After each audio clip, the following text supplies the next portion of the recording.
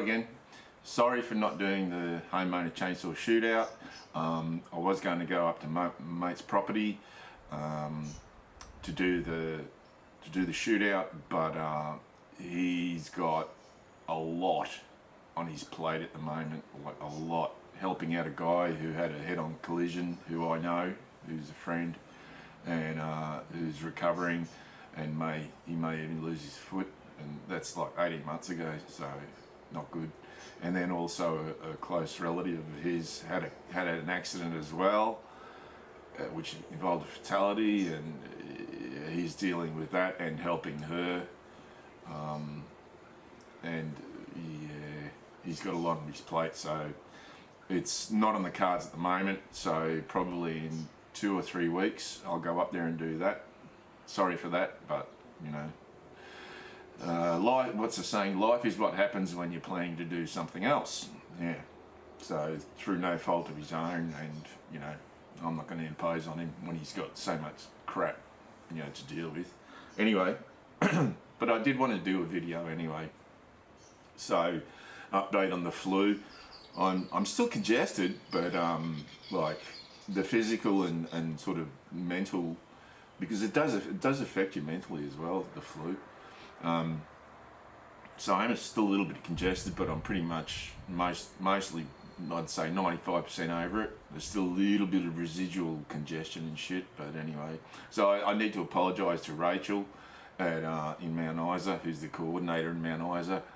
I was supposed to go and do a job at the lead smelter in Mount Isa, but I mean, it was only a 3-day job, but look, that was pretty much the worst, when I had it the worst, and I just rang him up and I said, look, I gave him enough time to try and get someone else. I don't know if they did or not.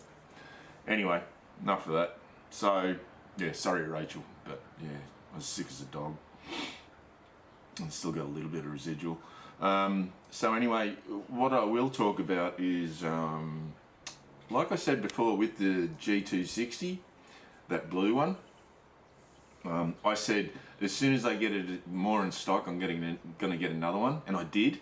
And it just so happens that this one is an orange one, and it's got a stainless muffler. I have taken the universal port off the blue one muffler and put it on this one because it's a nice stainless muffler. You're better off with alloy, with not magnesium but with aluminium for mufflers, because it dissipates heat a lot quicker. But anyway, stainless is nice. It's not going to rust out. Well, not for a very, very, very long time, because there's no such thing as stainless. It's stainless, as a lot of people say. Now, so I've actually decided to use this one, not the blue one, because this is, and it had it on the muffler, which I can't remember, because I can't find it on their list, on Pharmatech's list catalogue, but so on the muffler it had G260 Pro. Now, whether the Pro version, just the difference is just a stainless muffler, but in the Pro versions of the others, like the G372 Pro, the G260 Pro, they also have Wilbro carbs. I don't know if this has got a Wilbro carb or not, but it works great. So I've got this dog on here. This is a dog that I got a little while ago, not long ago. Now, I have on order supposedly dual set of MS260 dogs that actually supposed to fit the MS260 dogs, because I have got dogs that will have got the right right hole spacings, right, but they don't line up. The holes for these chain rollers, the chain catcher roller, that hole. So I've got the other dog that goes on the plate, but those holes, they don't line up, and the dogs don't line up, and you need your dogs to line up. They can't be, you know, out of whack, and they are out of whack. So I've ordered an MS260 set of dogs. It says there for a 260, so I'm thinking that those holes probably aren't going to line up again. The dogs aren't going to line up again, but fingers crossed that it's actually okay. So, what else can I say about it? Yep, I prefer the orange. I don't prefer the blue. Looks good, looks great. Yep. And also, I've also got on order, what's it called, for the G366, the MS361 clone copy. I've got on order an MS440 460 oil pump. So the 460 oil pump delivers twice as much oil. So if I've got a long bar on the 366, which I wouldn't mind running, because it is a serious saw, you're going to need more oil for a bigger bar, and with the bigger oiler you can always turn it down. If you've got an oiler that doesn't deliver enough oil, well, you have it cranked up all the way and you're not delivering enough oil. Not good for the saw, not good for your bars and chains. It just puts stress and induces a lot of heat. So that oiler actually fits in the G366 and the MS361, so I'm going to swap that oiler over. I've also got a bigger oiler coming for my G660. I've got a couple, but there's one that I'm going to try it out, see how it goes, and if it's good, I'll order another one. I am ordering aftermarket ones, Chinese ones. I'm not ordering Stihl ones because, man, Stihl want ridiculous money for their bits and pieces, like really crazy money. If you burn a cylinder on a Stihl, it's literally, I mean, depending on how big the saw is and how expensive the saw is, if it's a $2,000 saw, well, yeah, all right, I'd pay, $600 for a cylinder, but that's the sort of money that they want. Like, for say, like if you burnt the cylinder on a 500i, man, that would cost you so much money. It's insane. The amount of money they want for their bits and pieces is insane. Oh, by the way, so when I bought that 500i, this is something strange. When I bought that 500i, originally when I went into the shop, it was before June, and I said, oh yeah, I want the 500i, and he said, how quickly do you want it? And I said, why is that? He said, well, if you wait till June, there's going to be an end of year sale on, and instead of paying 2,450 Australian dollars, you're going to pay, I ended up paying 1,923 Australian dollars. So, or 2,023, right? So I saved 420 Australian dollars. Now, I did the conversion to US, and I had a look on Google to try and see what sort of prices that 500i's were in the United States, and you're looking at just over $1,600. And when I did the conversion of what I paid for it, which was $2,000 Australian, it converts to 1,300 US. So I actually, for some bizarre reason, I find it really bizarre, is that I actually paid less for the 500i than what people in the States do. That's very uncommon, very uncommon. We usually pay a lot more than what people in the United States pay. So that's nice. Now, what else? So Scott from Bulletproof Saws, or bluesaws.com, all right. Now bluesaws.com does sell on eBay. So, because I actually went to, I think the shop is actually called Smelter City Saws or something like that. So I went around their shop and I wanted to buy what I wanted to buy is the Pharmatech. Get this. So Pharmatech in China have done an upgrade on the filtration system of the MS361 G366. All right. What they've done is instead of this, where is it? Instead of one of those crappy ass things, right? And they really are crap. Even the. So I've got OEM still filters on both of my 366s, and fines are still getting in.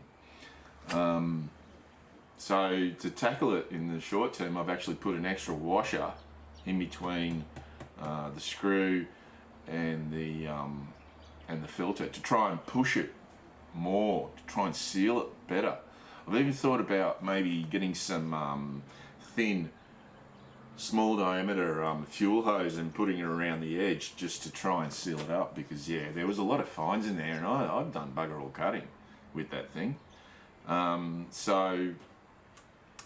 Pharmatech have got a better filtration system, an upgrade with the pleated filter, with the round pleated filter, a proper filter, not this amateurish nonsense. Now, the issue is I went on to his shop direct, Smelter City Saws or whatever it's called, and but they only ship to the option was, where do you want to send it to, United States or Canada? And I was like, no, I need to send it, I want it sent to Australia. So yesterday I was googling around trying to find if anyone else sold those upgrade kits, because they're made by Pharmatech, but if you go on Pharmatech's website, there's nothing about them, which is not good. But it just so happens that bluesaws.com, which is Smelter City Saws, whatever, Scott, they also sell those on eBay. Now, when I went in there, it said, may not ship to Australia, check. So I checked, and Australia is not on the no shipping list.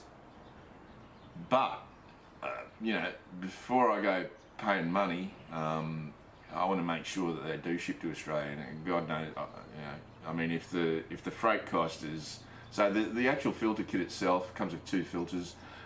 I think it comes with 2 filters. Is like $60 Australian. Yeah, I'll wear that, no problems. But like, if the shipping is, $100, well, is it worth it? It probably is, because, this filtration system is a load of shit. So anyway, I sent him a message on via eBay. Do you ship to Australia, and how much is it going to cost to send 2 kits? Because I've got 2 366s, MS361 clones. I haven't gotten a reply from him, so it's a bit sad. Well, he's probably really busy, I don't know. So anyway, that's enough about saws. Let's talk about oil.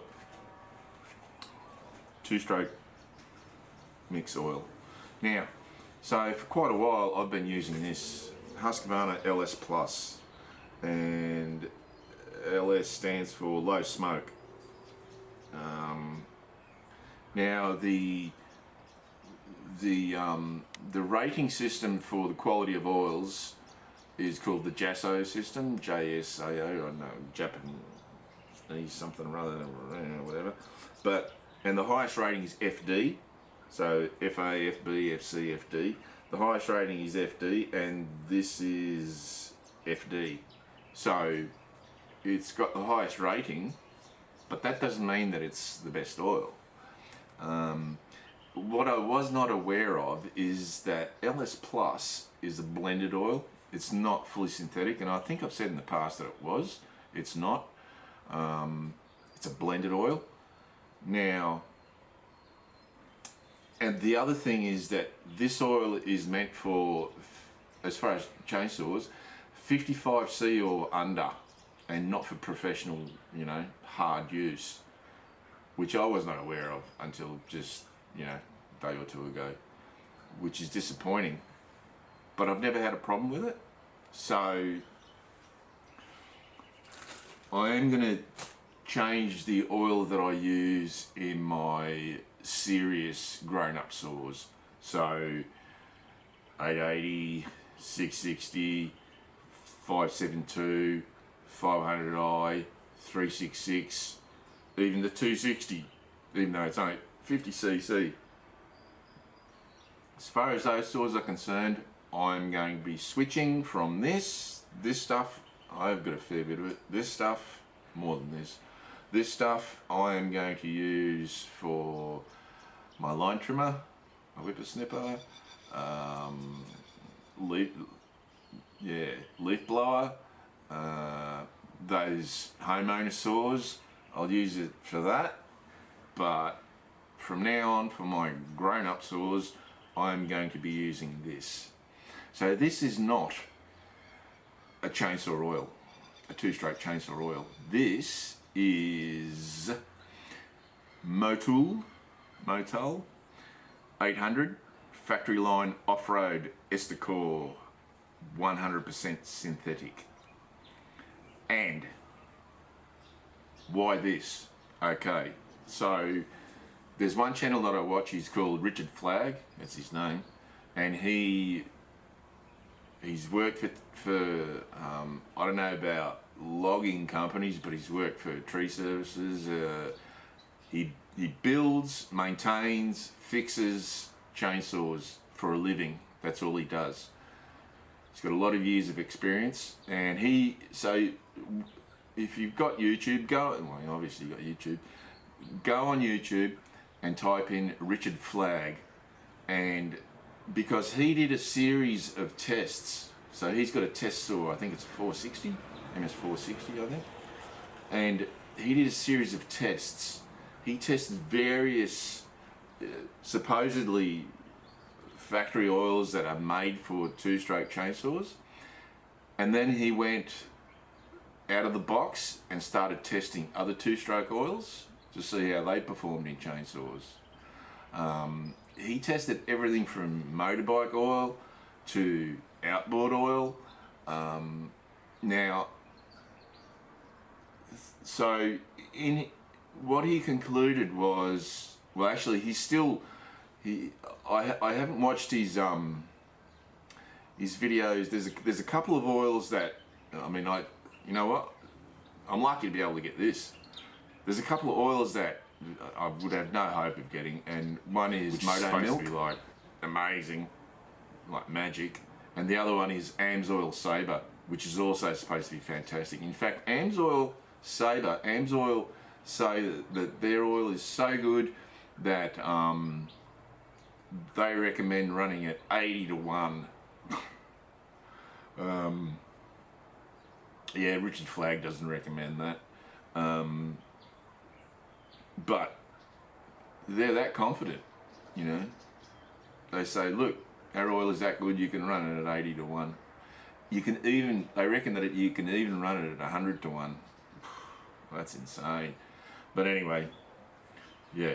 But I got no hope of getting those oils. The other two oils are Honda H2 or something or other, which is a motorbike oil. That sort of rated the best out of motorbike oils and factory chainsaw oils. The second one was Bel-Ray, HR1 or something or other. Also motorbike oil. Yeah, man, I got Buckley's of getting that. But the third best, or not necessarily the third best, but out of the three best, this was the other one, the Motul 800 off-road. It just so happens that the local shop in my town, they stock Motul oils, and they stock this. So this is what I'm going to be using in my chainsaws from now on. Something that affirmed my decision as well, or cemented my decision as well, there's a guy called Hot Saws 101. So go on his channel. He's been on YouTube for 17 years. Wow. That's all. That must be from the beginning. I don't know how long YouTube's been around, but that's a long time. And so he's I don't know if he still does logging.